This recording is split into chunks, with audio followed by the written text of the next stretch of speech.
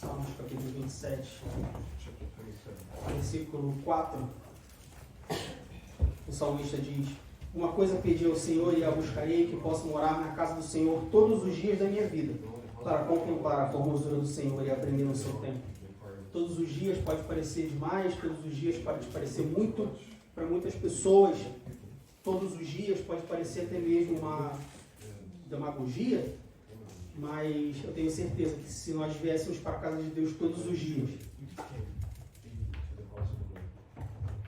nos colocarmos à disposição de Deus todos os dias, e todos os dias sentimos o que nós estamos sentindo hoje, eu tenho certeza que todos nós iríamos querer morar na casa de Deus, estar na casa de Deus todos os dias, não só para sentir isso, mas principalmente para contemplar a formosura do Senhor e principalmente aprender no seu tempo. Que Deus abençoe em nome de Jesus. Queria convidar a igreja a abrir suas Bíblias em Josué, capítulo 24. E nós vamos ler o verso 15. Josué, capítulo 24, versículo 15. Hoje, normalmente, é um culto que nós falamos sobre família. E queria meditar um pouco com os irmãos sobre servir em família. Josué, capítulo 24, verso 15. É um versículo conhecido. Imagino que os irmãos já conheçam, se não conhecem todo o versículo, pelo menos a última frase do versículo, posso dizer quase com certeza que todos vocês conhecem esse versículo.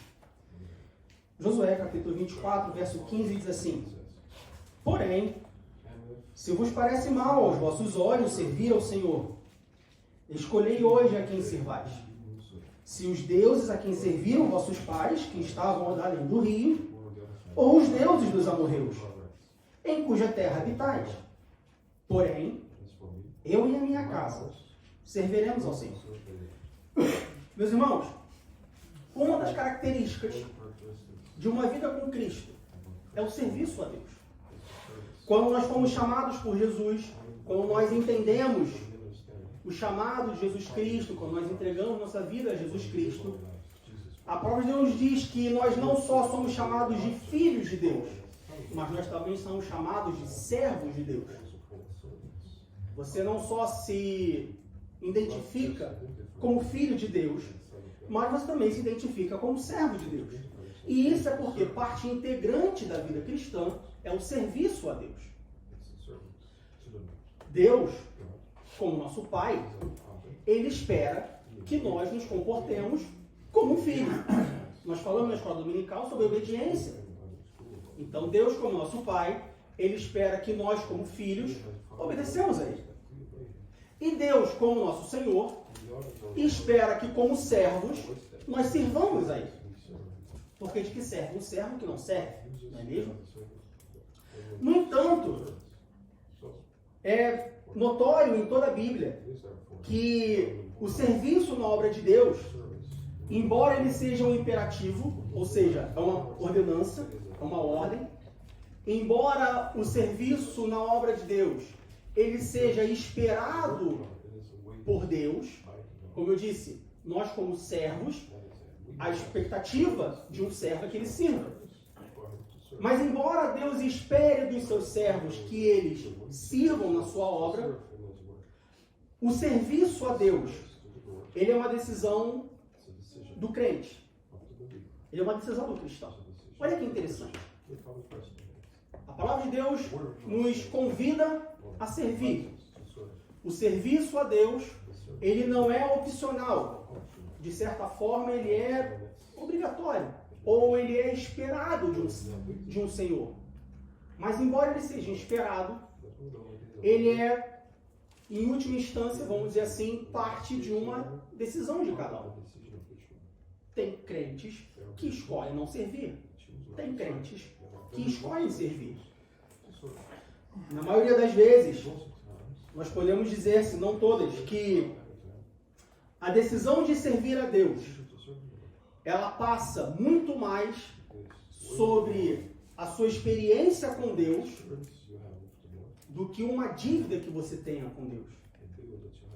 Até mesmo porque, nós vamos ver mais para frente, não há nada que a gente possa fazer para retribuir o que Deus fez por nós.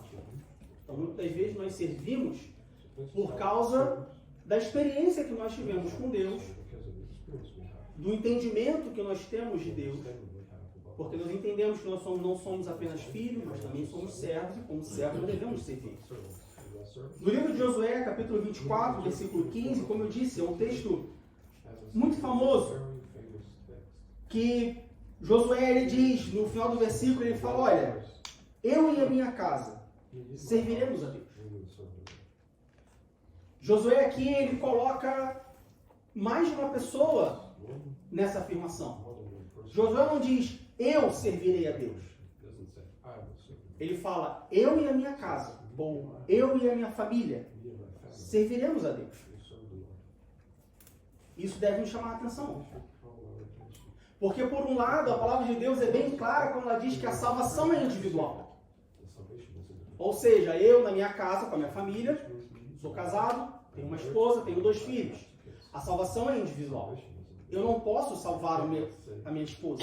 Eu não posso salvar o meu filho, eu não posso salvar a minha filha. Tudo que eu posso fazer é apresentar o caminho, andar com eles no caminho. Mas, em última instância, a salvação do indivíduo depende da posição que o indivíduo toma. Mas quando Josué fala sobre serviço, ele fala, eu e a minha casa serviremos a Deus. Isso deve nos servir de lição em algum momento da nossa vida. Existe uma frase de um pastor que quando eu li essa frase, eu achei bem interessante. A frase diz assim, eu não quero ser como Davi, que ganhou o mundo e perdeu a sua família. Mas eu também não quero ser como Noé, que salvou o mundo, que salvou a sua família, mas perdeu o mundo. Basta a gente lembrar que Noé, quando sai do dilúvio, toda a sua casa servia a Deus, certo? Só que também nós vemos o que a humanidade se tornou. Num primeiro momento, você pode olhar para a vida de Noé e achar que Noé tinha a oportunidade de homem na mão. Salvar a humanidade do pecado. Ele salvou a sua família na arca. Mas ele perdeu o mundo. Davi, por outro lado, ele salvou o mundo. Até hoje os judeus reconhecem Davi como o maior rei de Israel. Davi, Jesus Cristo, vem da origem de Davi. Vem da linhagem de Davi. Davi ganhou o mundo. Mas nós também sabemos qual foi o destino da família de Davi. O que se deu da família de Davi? Da família de Davi se dividiu o reino. Então de que adianta eu ganhar o mundo, mas perder a minha família? E de que adianta eu ganhar a minha família, mas perder o mundo? O que nós podemos aprender com isso? Nós precisamos aprender que, como cristãos, como filhos, como servos, que servíamos na obra de Deus, existem prioridades. Não adianta nós servirmos a nossa família, mas perdemos o mundo. Não adianta nós servirmos ao mundo, e aí quando eu digo servir ao mundo, não estar no mundo, mas nos preocupar em servir na obra de Deus, ganhando o mundo e perder a nossa família. Mas uma coisa é certa, o serviço é em família. A Bíblia nos convida a servir a Deus em família. De novo, Josué no capítulo 24, versículo 15 diz, porém, eu e a minha casa serviremos ao Senhor. A salvação é individual, mas o serviço é em família. A gente pode dizer, sem sombra de dúvida, que apesar de haver uma prioridade, não existe uma exclusividade. O que eu quero dizer com isso? Na Bíblia nós encontramos uma prioridade na nossa vida cristã. Primeiro Deus, depois a família, depois a igreja, ou o serviço na igreja, na obra de Deus. Mas lembre-se que isso é apenas uma prioridade. Prioridade é diferente de exclusividade.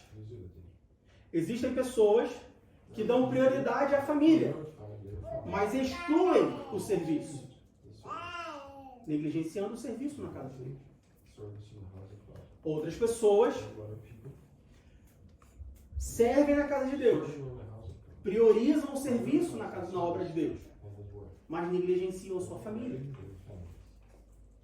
Também não está certo. A palavra de Deus nos mostra que além da prioridade, não existe exclusividade. E nós precisamos ajeitar as nossas prioridades. Quando a gente vai para Marcos capítulo 5, versículo 18,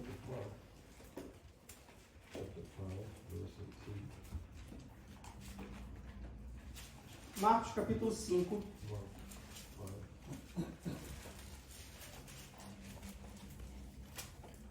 do verso 18 ao verso 20, nós vemos que o primeiro ministério de todo cristão é a sua família. Uma vez que você é salvo, uma vez que o Espírito Santo te convence do pecado, do juízo, da justiça de Deus, e você entende no seu coração que você precisa entregar a sua vida a Deus e agora seguir uma vida nova com Cristo, a partir desse momento, você tem um ministério. E o primeiro ministério de todo cristão é a sua família. Diego, como que você afirma isso? Marcos capítulo 5, versos 18 e 20. Diz assim: e entrando ele no barco, rogava-lhe o que fora endemoniado que o deixassem estar com ele. Jesus, porém, não lhe permitiu, mas disse-lhe: vai para a tua casa, para os teus, e anuncia-lhes quão grandes coisas o Senhor te fez, e como teve misericórdia de ti. E ele foi e começou a anunciar em Decápolis quão grandes coisas Jesus lhe fizera. E todos se maravilharam. Aqui nós temos um claro exemplo de prioridade. Um homem estava endemoniado. Jesus expulsa os demônios daquele homem. E aquele homem ficou tão maravilhado, aquele homem ficou tão extasiado com o que tinha acontecido, que no versículo 18 diz que ele entrou no barco com Jesus e pediu a Jesus que ele pudesse ficar com ele. Aquele homem estava tão grato a Deus, a Jesus Cristo, pelo que Jesus tinha feito na sua vida, que aquele homem colocou no seu coração o desejo de seguir a Jesus Cristo, de ir com Jesus Cristo onde quer que ele fosse. Mas no versículo 19, Jesus diz assim: Jesus, porém, não lhe permitiu. Ou seja, Jesus falou para ele: não, você não vai comigo. E o que Jesus disse para aquele homem? Jesus disse: vai para a tua casa, vai para os teus, vai para a sua família, vai para onde é o seu primeiro ministério e anuncia-lhes quão grandes coisas o Senhor te fez e como teve misericórdia de ti. Ou seja, a prioridade de todo cristão, o primeiro ministério de todo cristão é a sua família. Jesus aqui nos mostra qual é a nossa prioridade. Ou qual é a nossa primeira prioridade? Nossa família. E como resultado dessa ordem de Jesus Cristo, qual é o resultado dessa frase, dessa instrução que Jesus dá a esse homem? Olha, você não vai comigo, você vai para a sua casa, você vai para os seus, e você vai contar para eles tudo o que eu te fiz, e como eu tive misericórdia de você. O versículo 20 complementa. No versículo 20 diz: e ele foi e começou a anunciar em Decápolis quão grandes coisas Jesus lhe fizera. Qual foi o resultado disso? E todos se maravilharam. Agora imagina se esse homem, depois que ele tem os demônios expulsos, depois que ele se converte a Jesus Cristo, assim a gente pode dizer, ele entra no barco com Jesus e vai para onde Jesus for. E a família dele? Não ia saber o que aconteceu com ele? E a família dele? Não ia ver as maravilhas que Deus tinha feito com ele? E a família dele ia continuar do jeito que estava? Não. A prioridade é a família. O primeiro ministério de todo cristão é a sua família. Você está feliz com Jesus? Você encontrou a Jesus? Cuide da sua família. Olhe pela sua família. Pregue para a sua família. Busque a sua família. Prioridades. 1 Timóteo, capítulo 3, versículos 4 e 5.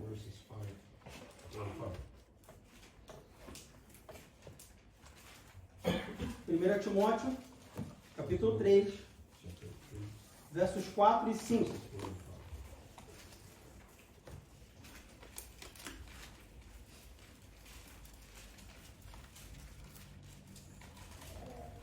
Primeira Timóteo, capítulo 3, versos 4 e 5 diz assim: que governe bem a sua própria casa, tendo seus filhos em sujeição com toda a modéstia. Porque se alguém não sabe governar a sua própria casa, terá cuidado da igreja de Deus? Nas instruções de Timóteo, de Paulo a Timóteo, acerca dos bispos, dos diáconos, Paulo diz, olha, que governe a sua própria casa, tendo seus filhos em sujeição com toda modéstia. E Paulo faz uma pergunta, ele fala, porque se alguém não sabe governar a sua própria casa, vai ter cuidado da casa de Deus? O que me faz pensar que se eu não consigo evangelizar a minha própria casa, eu vou conseguir evangelizar o mundo? Note que evangelizar é diferente de converter. É diferente de salvar. Eu não posso salvar a minha casa, mas eu posso evangelizar a minha casa. Aquele homem poderia não conseguir salvar toda a sua família, toda a sua terra, mas ele poderia testemunhar das coisas que Deus fez por ele. E assim ele o fez. E porque ele fez, aquelas pessoas se maravilharam com o que Deus tinha feito, com o que Jesus tinha feito. O que me faz pensar que se eu não consigo falar do amor de Deus, se eu não consigo testemunhar do amor de Deus, se eu não consigo contar as maravilhas, as transformações que Deus já fez na minha vida, para minha esposa, para os meus filhos, para os meus pais, para os meus irmãos, para os meus primos, meus tios, meus avós, meus amigos íntimos, para minha casa, para minha família. O que me faz pensar, se eu não consigo fazer isso com eles, eu vou conseguir fazer para alguém que eu nunca vi na vida? O apóstolo Paulo coloca isso em questão. A prioridade deve ser sempre a família. Mas por que a prioridade deve ser sempre a família? Porque a igreja é constituída de famílias. Nós aqui temos 40 pessoas. Nós temos aqui talvez umas 15 famílias reunidas. Talvez mais, talvez menos. A igreja é constituída por famílias. Ainda que não haja família dentro da igreja, quando eu digo uma família inteira dentro da igreja, imagina que aqui todos nós fôssemos cada um de uma família diferente. Então nós temos aqui 45 pessoas e não tem uma família inteira reunida sequer. Ainda assim, a igreja é constituída de famílias. Isso significa que se a minha família vai bem, a igreja vai bem. Se a minha família vai mal, a igreja vai mal. Porque como igreja, nós somos todos uma grande família. E nós sentimos, ou pelo menos deveríamos sentir, as coisas boas e ruins que acontecem na família dos outros. Aqui na igreja, se nós temos uma família passando por dificuldade, se nós temos uma família passando por problemas, quando eu digo problemas, não digo somente não tenho o que comer, não tenho o que vestir, não tenho onde morar. Isso é fácil de resolver. Mas se nós temos aqui alguma família que está passando por dificuldade, seja no casamento, seja no relacionamento com os filhos, pode ter certeza que a igreja vai, ou pelo menos deveria, sentir o golpe. Ficar abatida. Porque é uma família. É por isso que a prioridade na nossa vida, é por isso que o primeiro ministério de todo cristão é a família. Porque uma igreja sem família não é uma igreja. Uma igreja com famílias destruídas é uma igreja destruída. Uma igreja com famílias abençoadas é uma igreja abençoada. Veja que Jesus ele não exclui o serviço na sua obra. Ele apenas seta uma ordem de prioridade. Vamos agora para Isaías capítulo 38. Antigo Testamento. Isaías capítulo 38.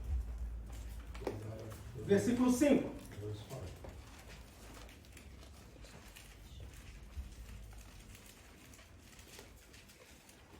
Isaías capítulo 38, versículo 5. Isaías 38, versículo 5 diz assim: Vai e diz a Ezequias, assim diz o Senhor, o Deus de Davi teu pai, ouvi a tua oração e vi as tuas lágrimas. Eis que acrescentarei aos teus dias 15 anos. Viu, Ezequias ia morrer. Ele ora a Deus, pede a Deus mais tempo de vida. Deus ouve a oração, chama Isaías, fala: Isaías, vai lá e diz para Ezequias que ele tem mais 15 anos de vida. Agora vamos para o versículo 39, versículo 2. Vira a página da sua Bíblia. Ezequias, ele acaba de receber 15 anos a mais de vida. Eu não sei quantos anos você tem, mas para muita gente 15 anos é bastante coisa, é um alívio. Imagina, você ter 15 anos a mais de vida para fazer tudo aquilo que você planejou, para fazer todo o trabalho que você ainda não conseguiu realizar. Ezequias, ao receber essa mensagem, no versículo 2 do capítulo 39, diz assim: E Ezequias se alegrou com eles e lhes mostrou a casa do seu tesouro, e a prata, e o ouro, e as especiarias, e os melhores ungüentos, e toda a sua casa de armas, e tudo quanto se achava nos seus tesouros. Coisa nenhuma houve, nem em sua casa, nem em todo o seu domínio, que Ezequias lhes não mostrasse. Depois de receber mais 15 anos de vida da parte de Deus, o que Ezequias faz é chamar todos os príncipes da Babilônia e mostrar a eles tudo que ele tinha. Tudo que ele tinha conquistado, tudo que ele tinha adquirido. Todas as bênçãos que Deus tinha dado a Ezequias. Porque Ezequias era um rei bom. Ezequias não foi um rei ruim. Ezequias não foi um rei rebelde a Deus, não. Ezequias foi um rei temente a Deus. Tanto que ele recebeu mais 15 anos.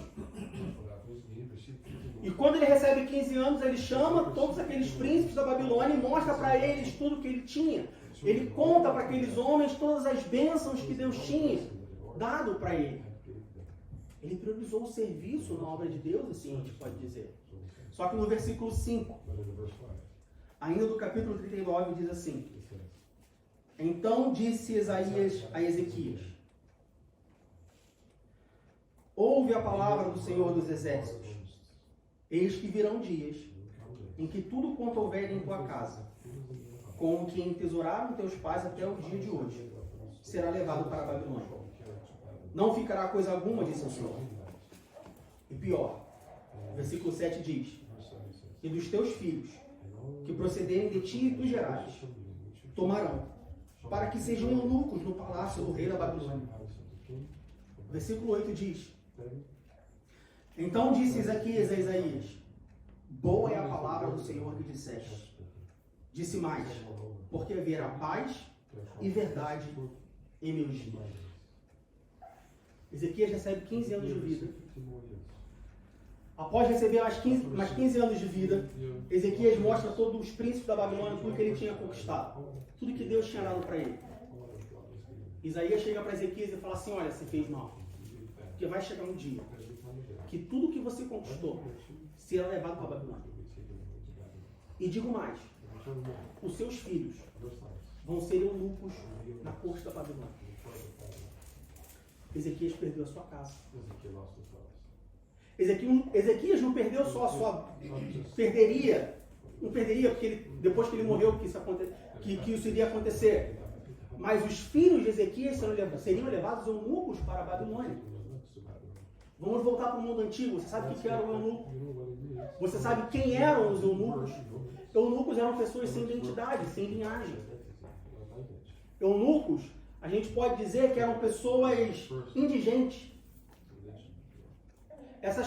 Esses filhos de Ezequias eram filhos do rei. Eram príncipes.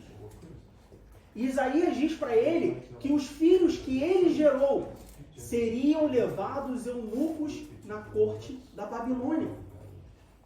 Olha o que Ezequias diz. Versículo 8.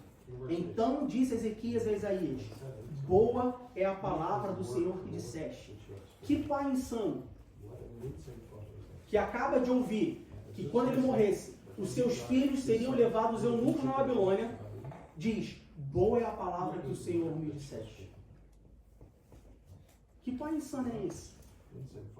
Que sabia que ele ia perder a sua casa, que ele ia perder os seus filhos, os filhos que ele gerou, e mesmo assim disse que a palavra era boa. No final do versículo 8 diz: Disse mais: Porque haverá paz e verdade em meus dias. Ezequias priorizou coisa errada. Ezequias priorizou o serviço a Deus, mas não priorizou a sua família.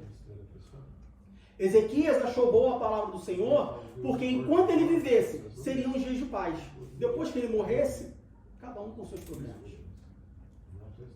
Você conhece alguém que faz isso?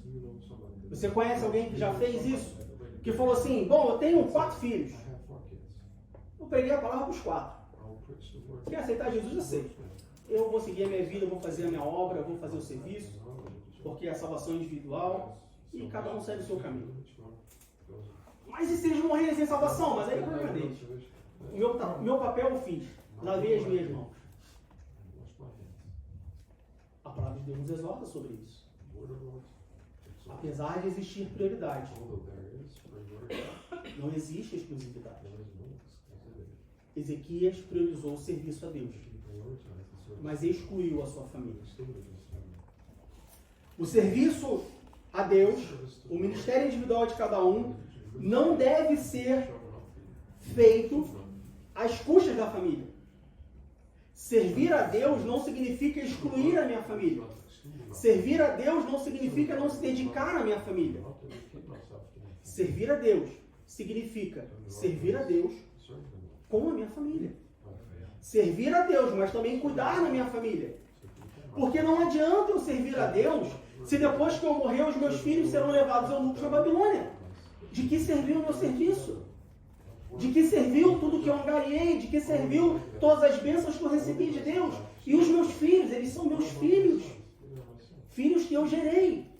E vão ser eunucos, perder a identidade. Servir como indigente no reino idólatra, como o reino da Babilônia. Existe uma ordem. Cuidar da nossa família faz parte do serviço de Deus. Nós precisamos priorizar a nossa família. Só que priorizar a família não significa negligenciar o serviço. Tem muitos crentes que entendem a prioridade na sua vida. Tem muitos crentes que batem no peito e falam, não, primeiro Deus, depois a família e terceiro a igreja. Só que eles priorizam excluindo. Eles priorizam a família, abdicando do serviço. A palavra de Deus nos exorta sobre isso. 1 Coríntios, capítulo 9, versículo 5. 1 Coríntios, capítulo 9, versículo 5.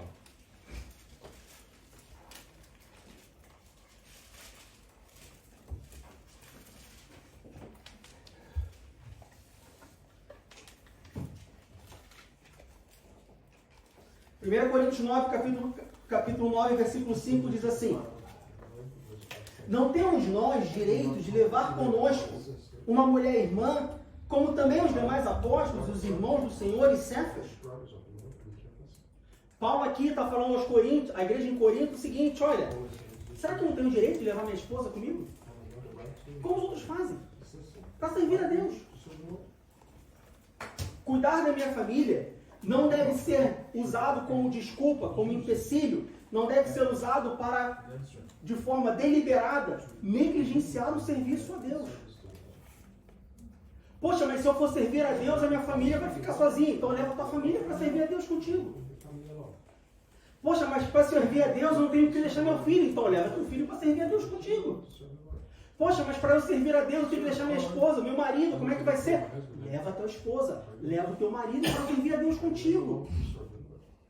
Por quê? Porque o serviço a Deus, ele vai não só ser bom para você, mas ele vai inspirar a sua família. Como que ele vai inspirar a sua família? Porque ele vai servir de exemplo para a sua família. Quando os seus filhos verem você servindo a Deus, eles vão olhar para você e falar: meu pai é um servo de Deus. E a psicologia nos mostra que o filho imita o pai, a filha imita a mãe. Então, quando meu filho olhar para mim e falar assim: eu quero ser como meu pai, ele vai falar: eu quero ser como meu pai, um servo de Deus. Eu quero ser como minha mãe, um servo de Deus.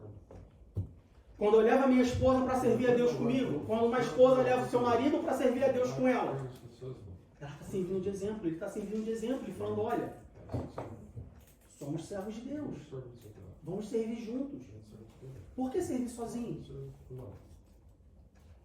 Jesus, quando mandou, não mandou de 2 em 2 para um ajudar o outro? Olha que maravilha. Jesus mandou de 2 em 2. Jesus disse, Deus disse: 2 em uma só carne. Que coisa melhor do que servir em família? Por que você vai querer servir sozinho, sem a sua família?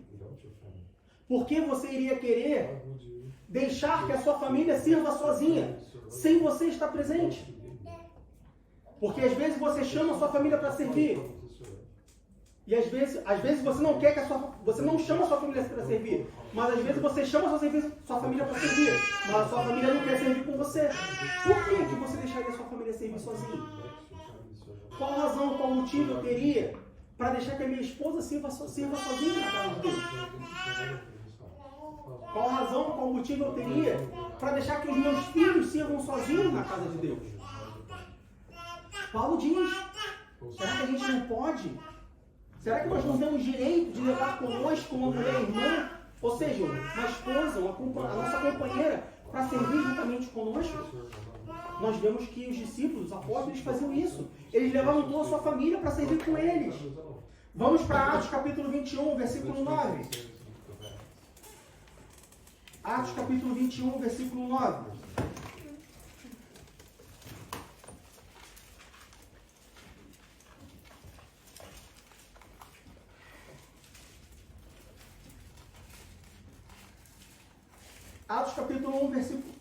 Atos capítulo 21, versículo 9, fala sobre Filipe. Vamos ler os versículos 8 e 9. Atos capítulo 21, versículos 8 e 9 diz assim: no dia seguinte, partindo dali Paulo e nós que com eles estávamos, chegamos a Cesareia. E entrando em casa de Filipe, o evangelista, que era um dos 7, ficamos com ele. Versículo 9. Tinha este 4 filhas, donzelas, jovens, que profetizavam. Olha que maravilha. Filipe, evangelista, discípulo, salvou a si mesmo, mas também convidou a sua família a servir a Deus. A família de Filipe servia a Deus. As 4 filhas que ele tinha profetizavam. As 4 filhas que ele tinha confessavam Jesus como seu Salvador. As 4 filhas que ele tinha evangelizavam, falavam do amor de Deus. Olha que maravilha para um pai ter 4 filhas que profetizam. E aqui profetizar, a gente está falando profetizar do jeito que era no Antigo Testamento. Eles entenderam o ministério profético no Novo Testamento, é completamente diferente. 4 filhas que pregavam o Evangelho. Eu posso não ter 4 filhas. Eu tenho 2. Um menino e uma menina. Olha que maravilha, os meus 2 filhos poderem pregar o Evangelho. Pense nisso. Servir. O dever de todo cristão é servir. Vai servir com a sua família. Todo cristão deve priorizar a sua família. Mas a priorização da sua família não deve excluir o seu serviço. Diego, eu entendi, Diego. Eu entendi que eu tenho que priorizar a minha família. Que a priorização da minha família não pode ser em detrimento do serviço. Eu entendi que, como cristão, apesar do meu primeiro ministério ser a família, é esperado de mim, como filho e servo de Deus, servir na obra de Deus. E a partir de hoje eu coloco no meu coração o desejo de servir na obra de Deus junto com a minha família. Mas eu queria fazer uma pergunta. Qual o motivo de eu servir? Por que eu tenho que servir? Você já se pegou naquelas situações e muitas vezes, pelo menos eu, quando era criança, muitas coisas eu obedecia, mas eu não sabia por que eu obedecia. Muitas coisas, quando criança, meu pai falava, olha, faz isso, vai em tal lugar, é assim, e eu fazia. Porque eu tinha que obedecer. Até porque se eu não obedecesse, o chinelo cantava. E eu não queria que ele cantasse. Então eu tinha que obedecer. Mas eu não entendia por que eu obedecia. Tem muitas pessoas que até servem, mas não entendem o motivo da servidão. Você entende qual é o motivo do seu serviço? Você entende qual é o motivo do nosso serviço na obra de Deus? Abra sua Bíblia em Efésios capítulo 2, versículo 8.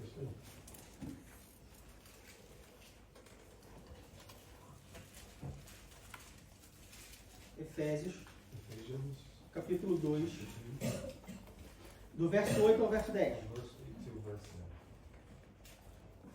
Efésios capítulo 2, do verso 8 ao verso 10, diz assim: porque pela graça sois salvos, por meio da fé.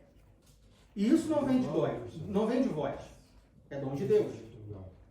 Não vem das obras, ou não vem do serviço, para que ninguém se glorie.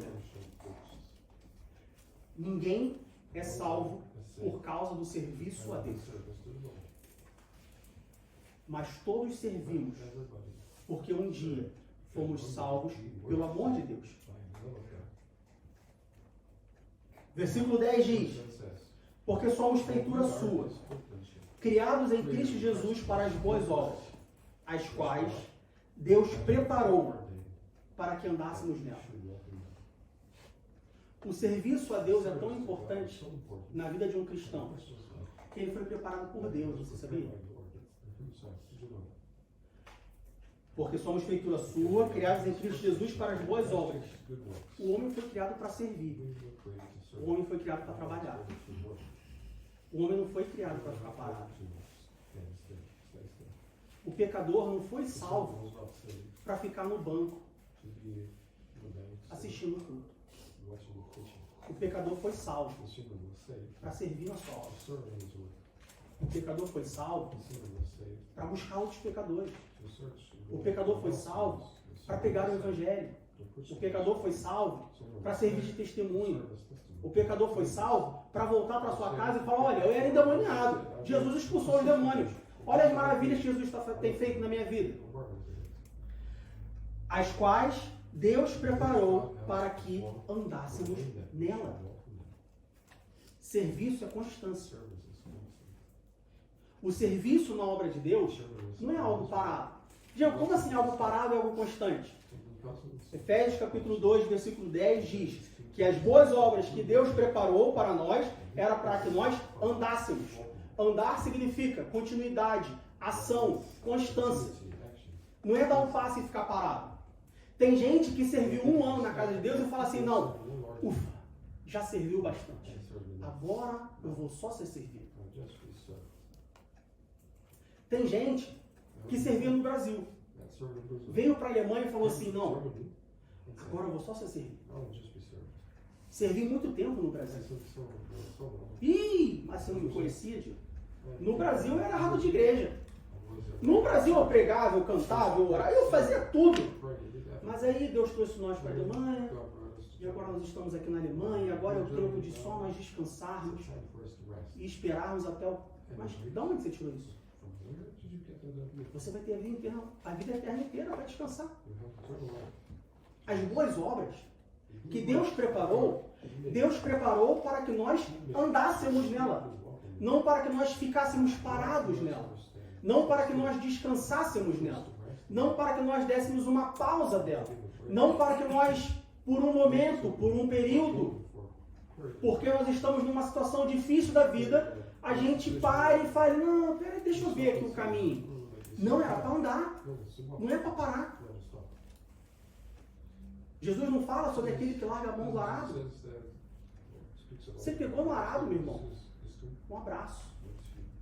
É para sempre. É até Jesus voltar. E não acha que você vai ficar descansando na sombra da árvore na eternidade, não. Porque vai ter muito trabalho para a gente fazer. Pode ter certeza que tem muita coisa para a gente fazer. Eternamente ao lado do nosso Deus. Então aqui, em Efésios capítulo 2, do verso 8 ao verso 10, nós vemos que nós não somos salvos pelo nosso serviço, ou por causa do nosso serviço. Ou nós não servimos como retribuição pela nossa salvação. Porque nada do que nós possamos fazer nessa vida vai retribuir o sangue precioso de Jesus Cristo que foi derramado na cruz do Calvário para a salvação dos nossos pecados. Nada, nada, nada, nada, nada, nada. Então por que nós servimos? Nós servimos porque nós fomos salvos. Porque quando nós fomos salvos, Deus preparou para nós boas obras. Deus preparou para nós um serviço. E Ele preparou esse serviço para que eu andasse nesse serviço. Diego, mas então, a palavra de Deus nos diz que nós fomos libertados da escravidão do pecado. E agora nós somos livres. Mas do jeito que você está falando, parece que eu fui libertado da escravidão do pecado e agora eu estou escravo de um Deus que quer que eu sirva. E aí você está falando que andar em que as boas obras que Deus preparou para que nós andássemos nela, nós temos que andar e temos que servir sempre. Mas, Diego, eu não estou disposto a servir todo dia. Jura? E você acha que eu estou? E você acha que o pastor está? Você acha que todo dia o pastor acorda e fala assim, estou feliz porque eu sirvo a Deus? Porque hoje eu tenho que servir a Deus. Você acha que todo domingo eu acordo e falo assim, estou feliz porque eu fui dormir ontem 2 horas da manhã, acordei hoje 7 horas da manhã porque eu vou para a igreja servir a Deus? Mas, Diego, qual é a diferença então? De eu ser libertado da escravidão do pecado, mas estar debaixo de um jugo de um Deus. Vamos para Mateus, capítulo 11, versículo 30. Mateus, capítulo 11, versículo 30. O engano que muita gente comete, o engano que muitos cristãos cometem, é achar que eles foram libertos da escravidão do pecado para ficarem livres no mundo. Essa nunca foi a promessa do nosso Deus. Deus nos liberta da escravidão do pecado, mas não para você viver da forma que você quer. Se você entende isso, você não está lendo a Bíblia. Porque Mateus capítulo 11, versículo 30, diz assim, versículos 29 e 30 diz assim, tomai sobre vós o meu jugo, e aprendei de mim, que sou manso e humilde de coração, e encontrareis descanso para a vossa alma, porque o meu jugo é suave e o meu fardo é leve. Você sabe o que é jugo? Jugo é aquele pedaço de madeira que fica nos bois, aqui no pescoço dos bois. Ou seja, quando nós somos libertos da escravidão do pecado, nós não estamos livres para fazer o que nós queremos. Nós estamos debaixo do jugo de Deus. Olha que incoerência. O mundo não entende. Só que qual é a vantagem de eu estar debaixo do jugo de Deus? É que no versículo 30 diz que o jugo dele é suave e o fardo dele é leve. Carga vai ter. A diferença é que com a escravidão do pecado, a carga é infinita. Debaixo do jugo de Jesus Cristo, a carga é leve.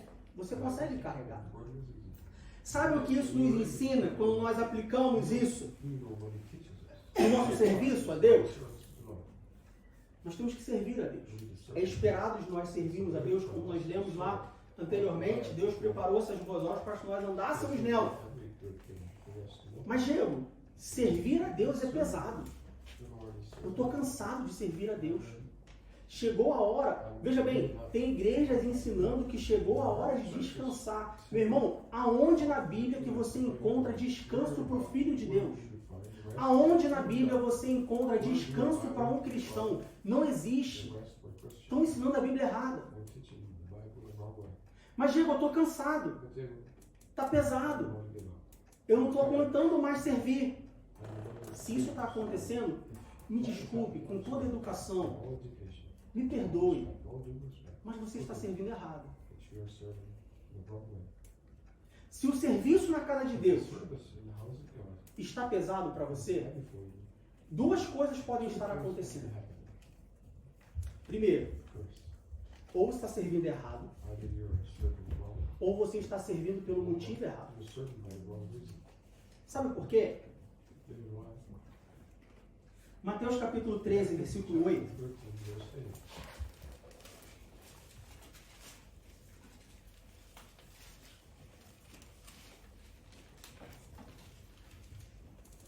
Mateus capítulo 13, versículo 8 diz assim: e outra caiu em boa terra, está falando da parábola do semeador. E outra caiu em boa terra, e deu fruto. Uma a 100, outra a 60, e outra a 30. Tem crente que ele dá 100. É esperado dele 100, e ele dá 100. Tem crente que ele só dá 60, mas ele quer dar 100. E aí os 40 a mais traz o fardo pesado.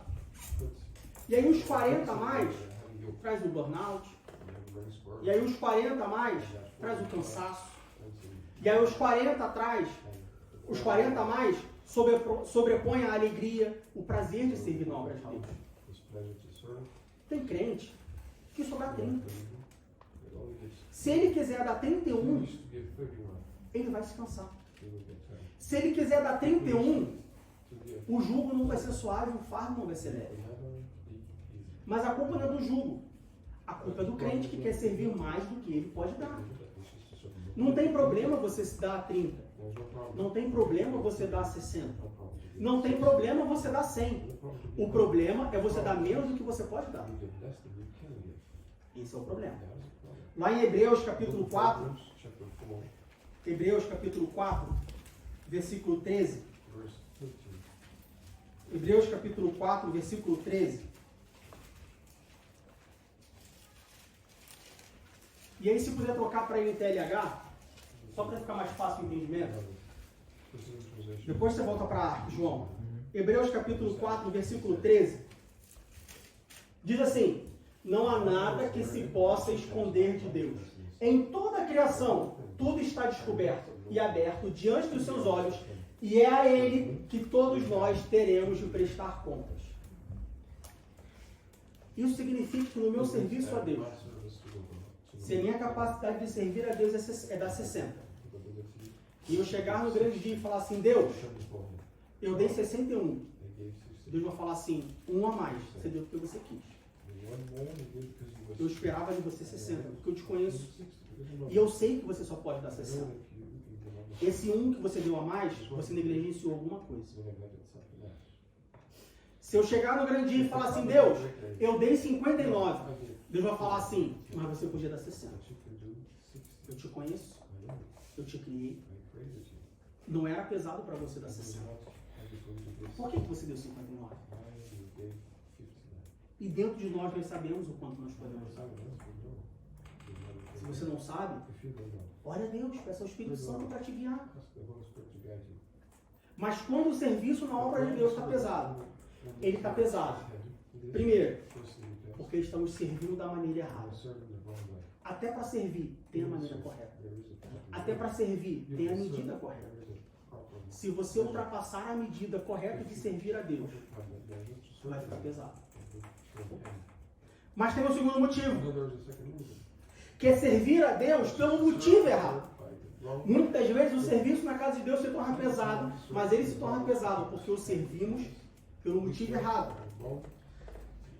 Servir a Deus não é um peso, servir a Deus não é um trabalho, servir a Deus, já falamos sobre isso, que é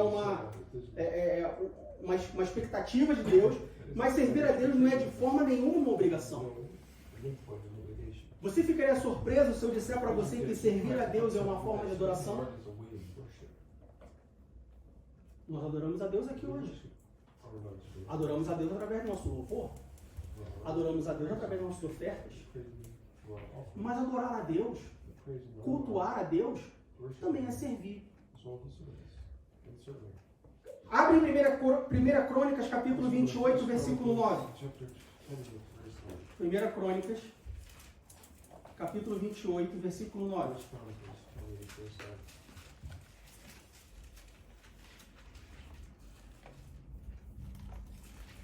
Primeira Crônicas, capítulo 28, versículo 9.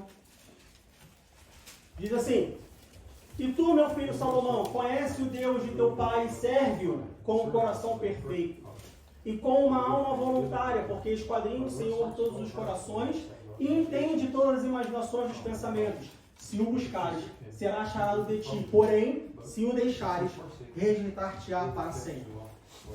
Esse servir e serve-o com o coração perfeito, essa palavra servir no original hebraico significa abad, que é a mesma palavra utilizada por Deus para adoração. Ou seja, servir a Deus é uma forma de adoração. Veja Deus colocando a gente, eu vejo claramente Deus colocando a gente no cercadinho. Ele vai cercando e fala assim: meu filho, não tem para onde se fugir. Ainda que você sirva, você está me adorando. Olha que maravilha. Adorar não é um prazer? Adorar não é um desejo? Então adora servindo. Que outro patrão, que outro Senhor permite você adorar servindo? Vamos para Filipenses capítulo 3, versículo 3. Filipenses capítulo 3, versículo 3.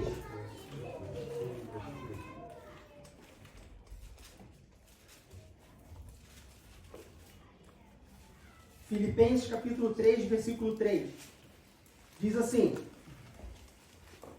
porque a circuncisão como somos nós, que servimos a Deus no Espírito, e nos gloriamos em Jesus Cristo, e não confiamos na carne. Serviço aqui, no grego, é latreu. Na versão da King James, em inglês, diz worship. Worship é adoração. No hebraico e no grego, serviço também significa adoração. Ah, Diego, mas eu não quero servir, eu quero cultuar. O que é culto? O culto não envolve adoração? Envolve. Adoração envolve serviço. Você pode cultuar a Deus servindo a Deus.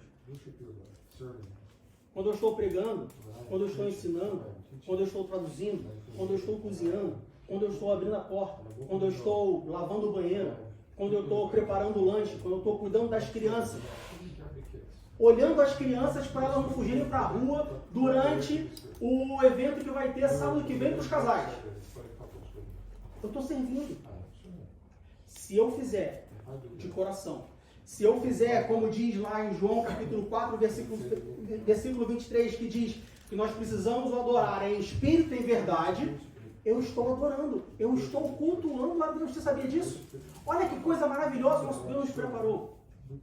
Eu estou lavando o banheiro e ainda assim eu estou adorando, servindo e cultuando ao meu Deus.